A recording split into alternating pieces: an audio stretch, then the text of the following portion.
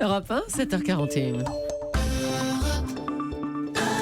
Thomas Soto. Le vrai faux de l'info de la matinale, Ève Roger, bonjour. Bonjour Thomas, bonjour à tous. Ce matin, un peu de géométrie. Quelle est donc la forme de la courbe du chômage ? La question que tout le monde se pose depuis mardi, est-ce que cette courbe s'est enfin inversée ? Et vous allez l'entendre, pour Myriam El Khomri, la ministre du Travail, la réponse est plutôt oui, c'était hier matin sur France 2.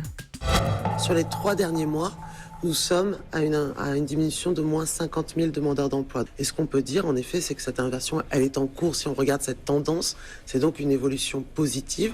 Cette inversion, elle est en cours, a dit Myriam El Khomri. Mais Ève, est-ce que c'est vrai ou est-ce que c'est faux ? Eh bien Thomas, je suis au regret de vous dire que c'est faux. Et on ne peut pas dire ça aujourd'hui. Je vais vous en faire la démonstration, d'abord avec un peu de mathématiques. Oula. La ministre dit qu'il y a 50 000 chômeurs de moins en 3 mois. Ça c'est vrai, nous l'avons vérifié auprès des statistiques du ministère. Mais cette baisse ne vaut que pour le dernier trimestre.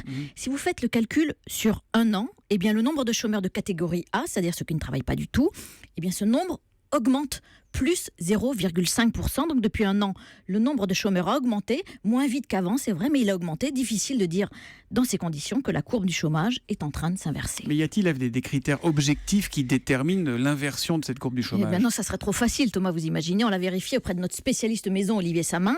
Aucun organisme indépendant ne donne une définition précise de ce que serait une inversion.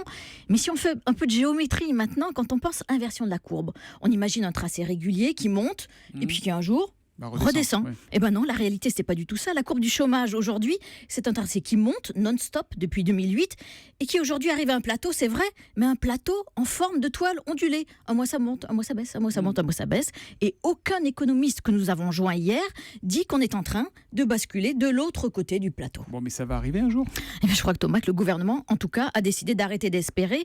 Aujourd'hui, il est de bon ton de parler de baisse durable du chômage, pas d'inversion, parce que François Hollande a compris une chose, c'est que dans la tête des gens, l'inversion impliquait un retour au niveau de chômage de 2012, au début du quinquennat. À l'époque, il y avait 2 900 000 chômeurs. Aujourd'hui, ils sont 3 500 000. Il faudrait une surprise, que dis-je, un miracle pour que se volatilise en un an avant 2017 600 000 chômeurs. Elle est la prof de géométrie qu'on a tous rêvé d'avoir. C'est Ève Roger, le vrai faux de l'info de la matinale, qui revient demain après le journal de 7h30. À demain, À Ève. demain.